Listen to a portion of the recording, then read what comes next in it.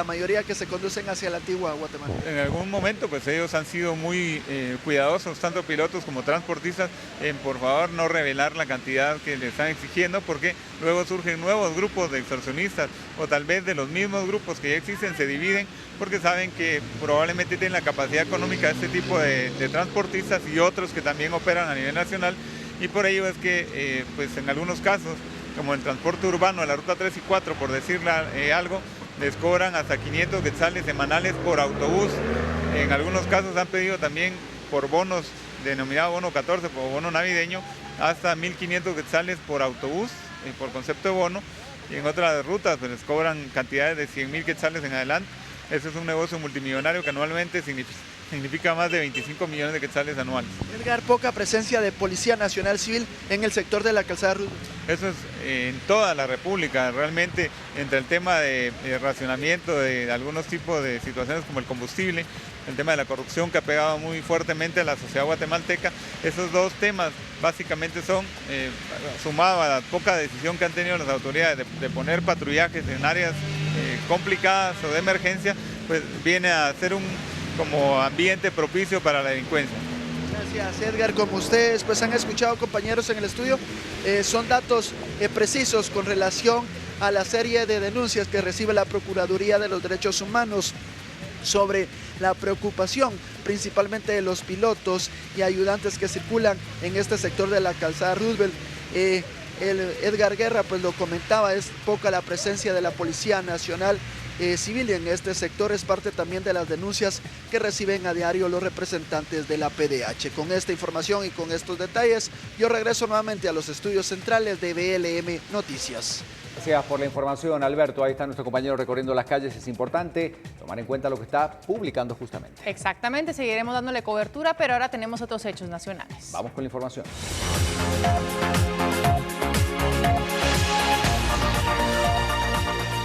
Y efectivamente repasamos las noticias más importantes. A esta hora la situación del clima preocupa a las diferentes instituciones del país que se encuentran listas ante cualquier eventualidad a raíz de las lluvias. Inundaciones súbitas se han registrado en los departamentos de Petén y Suchitepeques, en donde se reportan 238 personas afectadas y 38 viviendas con daños leves. En el casco urbano de Las Cruces departamentales, y en este caso hay áreas específicas, hablamos de Las Cruces Petén, donde 30 viviendas resultaron con daños que afectaron a por lo menos 190 personas.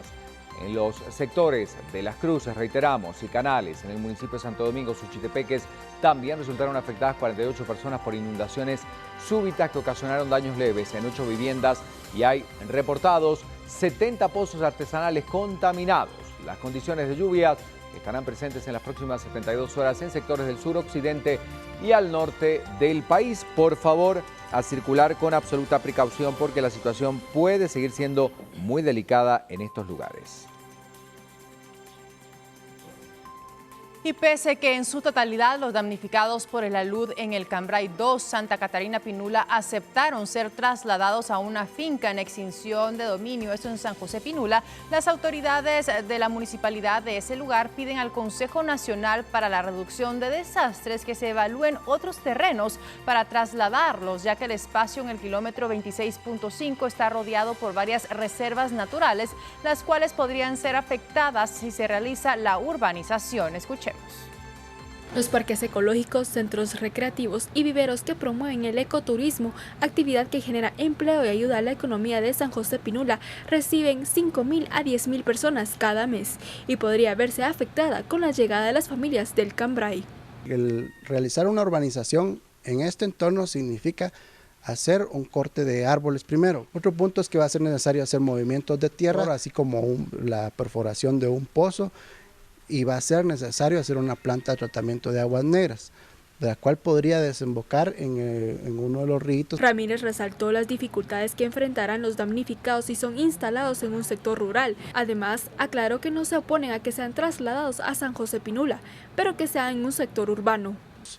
Los niños a la hora de tener que estudiar, a 1,5 kilómetros está la escuela más cercana, o sea, el trabajo que ellos tenían parece que generalmente era en la capital o en mismo Santa Catarina Pinula y aquí les quedaría muy alejado. En el caso que el Consejo Nacional para la Reducción de Desastres no desista de su decisión, la municipalidad espera que se realice un estudio de impacto ambiental. Estos tienen que cumplir con todos los requisitos de ley. Dentro de esos estaba un estudio de habitabilidad, se requiere también un estudio de impacto ambiental y por supuesto es obligatorio contar con la aprobación de las autoridades municipales. Ya se completó el estudio de habitabilidad del terreno, el estudio de habitabilidad salió positivo. Es importante señalar que existen otras 3 opciones de terrenos en la municipalidad de Santa Catarina Pinula, donde ya se han iniciado las evaluaciones correspondientes. Y en otros temas, en la actualidad 2.500.000 guatemaltecos padecen de hambre, entre ellos 500.000 son agricultores, más 300.000 que también están en situaciones similares. Esta preocupante estadística se da a conocer en el marco del Día Internacional de la Alimentación. Protección social y agricultura para romper el ciclo de la pobreza rural fue el título del foro en el marco del Día Internacional de la Alimentación, en el que buscan concientizar para disminuir los niveles de hambre en el país. Esperamos contribuir a que las políticas públicas en Guatemala vayan haciendo más incidencia en reducir el hambre, que todavía es un grave flagelo en Guatemala. Todavía hay más de 2,5 millones de personas subalimentadas, para las cifras del SOFI del año 2015. Recalcó que el 45% de los niños menores de 5 años sufren desnutrición crónica y enfatizó que quienes tenían una subalimentación eran indígenas y mujeres. La invitación es también a reflexionar sobre la agricultura familiar, cómo la potenciamos, cómo sacamos a los 800.000 agricultores familiares de la pobreza extrema y los volvemos productores sólidos que tengan más nexos con los mercados. Ellos representan a 4,5 millones de guatemaltecos, que son los que nos dan, no nos olvidemos, la comida todos los días de nuestras mesas. Casi el 70 al 80% de lo que comemos en Guatemala viene de los agricultores. Recalde indicó que en Guatemala deben trabajar en un programa integrado que incluya vivienda, educación y salud, entre otros. Explicó que en los últimos años Latinoamérica redujo de 80 a 34 millones de la población el hambre.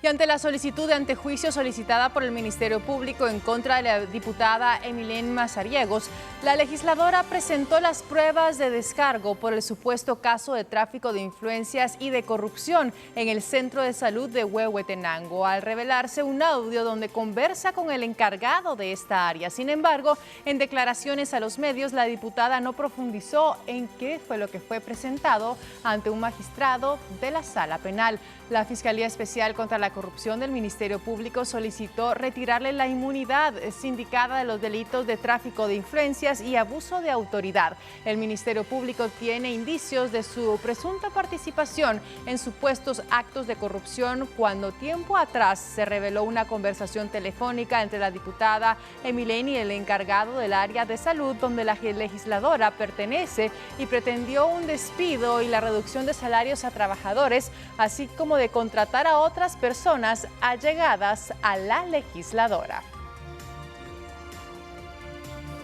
Bueno, estamos listos ya hablando del panorama electoral, a pocas jornadas del domingo 25, cuando en segunda vuelta se va a definir quién será el presidente de Guatemala, y por eso Prensa Libre nos trae este miércoles 21 de octubre encuesta libre. No se lo pierda, porque aquí tendremos los datos importantes, las apreciaciones y sobre todo cuál es la tendencia, de acuerdo a los datos de esta encuesta, que podría tener el electorado. Encuesta libre, porque soy prensa, soy libre, dice la información. Entonces, este miércoles no se pierda la encuesta. Lorraine, contigo.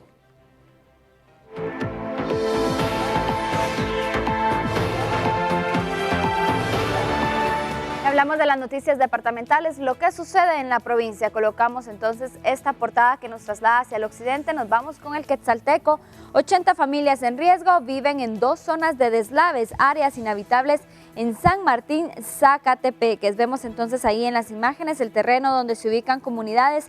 Es similar al del Cambrai 2, donde murieron 266 personas. Fatal accidente. Motorista Marvin Joel García, de 22 años, muere en la ruta a Cantel. Fijan postura ante minería. Habitantes de Sunil se oponen a explotación de los recursos naturales. Informe del MAR señala insalubridad en rastros de Ostuncalco. Esa y más información la puede encontrar en el Quetzalteco. Y hablando de noticias departamentales, en Baja Verapaz, en el marco del Día Mundial de la Alimentación, diversas organizaciones ven necesario incrementar la ayuda a los agricultores quienes se vieron afectados por la sequía que afectó este año. Que ayuden a mejorar las condiciones de los agricultores de subsistencia e infrasubsistencia, coincidieron representantes de organizaciones gubernamentales y no gubernamentales en la celebración del Día Mundial de la Alimentación en Baja Verapaz. Imagínense, aquí en realidad lo que necesitamos es una acción mancomunada entre los donantes, no solamente el Banco Mundial, sino los donantes, una claridad a nivel de los gobiernos de darle respuesta a esto, de canalizar los fondos de manera adecuada y directamente que les llegue a la gente. Nosotros para el próximo año estamos hablando ya de desarrollar una actividad en la cual se integren las organizaciones que aquí estamos participando para poder afrontar esta situación. A pesar de que se trabaja en tecnología agrícola, esto no es suficiente para poder afrontar el cambio climático. Bajo el punto de vista de la tecnología como tal y de un material genético mejorado no se puede hacer nada.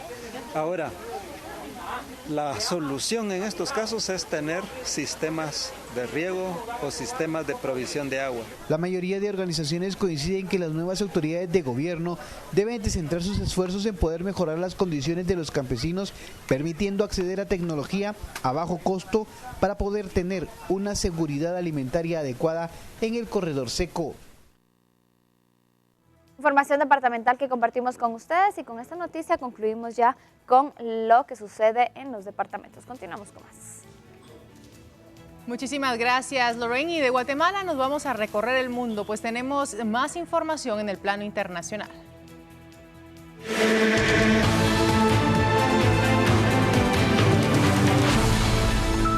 Revisando antes lo que publica en esta mañana el International New York Times, varios temas enfocándose en Europa, sobre todo, dice, el ejército estadounidense se reduce en Europa mientras crecen las tareas. Los refugiados también sirios obviamente se aceleran el paso cuando el invierno desciende. Funcionarios de toda Europa luchan para encontrar instalaciones antes de que las temperaturas bajen. Fotografía central, sentido de desesperación crece en el este de Jerusalén y escritores de la India regresan premios en protesta. A raíz de las muertes violentas, revuelta pone a prueba la capacidad de Modi para dar forma a su imagen pública. Noticias del mundo ahora.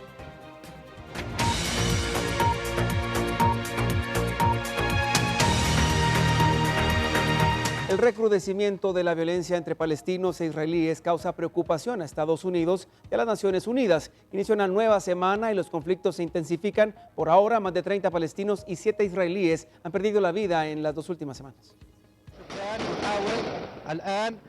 Otro palestino fue abatido por militares israelíes durante las violentas protestas contra la ocupación de Israel, recrudecidas desde inicios de octubre.